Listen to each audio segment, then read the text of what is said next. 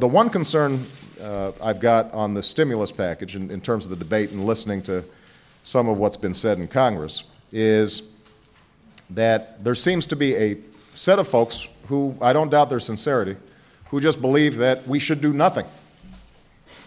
Now, if that's their opening position or their closing position in negotiations, then we're probably not going to make much progress, because I don't think that's economically sound, and I don't think that's what the American people expect, is for us to stand by and do nothing. There are others who recognize that we've got to do a significant recovery package, but they're concerned about the mix of what's in there. And if they're sincere about it, then I'm happy to have conversations about this tax cut versus that tax cut, or this infrastructure project versus that infrastructure project. But what I've been concerned about is some of the language that's been used, suggesting that this is full of pork and this is wasteful government spending, so on and so forth. First of all, when I hear that from folks who presided over a doubling of the national debt, then I just want them to not engage in some revisionist history. I inherited the deficit that we have right now and the economic crisis that we have right now. Number two is that although there are some programs in there that I think are good policy, some of them aren't job creators. I think it's perfectly legitimate to say that those programs should be out of this particular recovery package and we can deal with them later. But when they start characterizing this as pork without acknowledging that there are no earmarks in this package, something, again, that was pretty rare over the last 8 years, then you get a feeling that maybe we're playing politics instead of actually trying to solve problems for the American people. So I'm going to keep on engaging. I hope that as we get the Senate and the House bills together, that everybody is willing to give a little bit.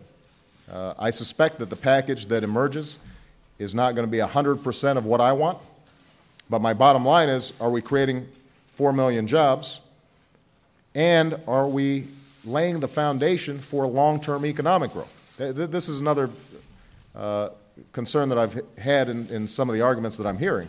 When people suggest that what a waste of money to make federal buildings more energy efficient. Why would that be a waste of money? We're creating jobs immediately by retrofitting these buildings or weatherizing 2 million Americans' homes, as was called for in the package. So that right there creates economic stimulus. And we are saving taxpayers, when it comes to federal buildings, potentially $2 billion. In the case of homeowners, they will see more money in their pockets, and we're reducing our dependence on foreign oil in the Middle East. Why wouldn't we want to make that kind of investment? Now, maybe philosophically you just don't think that the federal government should be involved in energy policy. I happen to disagree with that. I think that's the reason why we find ourselves importing more foreign oil now than we did back in the early 70s when OPEC first formed. And we can have a respectful debate about whether or not we should be involved in energy policy making. But don't suggest that somehow that's wasteful spending. That's exactly what this country needs. The same applies when it comes to information technologies and healthcare. We know that healthcare is crippling businesses and making us less competitive, as well as breaking the banks of families all across America. And part of the reason is we've got the most inefficient healthcare system imaginable. We're still using paper. We're still filing things in triplicate. Nurses can't read the prescriptions that doctors have written out. Why wouldn't we want to put that on an electronic medical record that will reduce error rates, reduce our long-term costs of healthcare, and create jobs right now? Education, yet another example.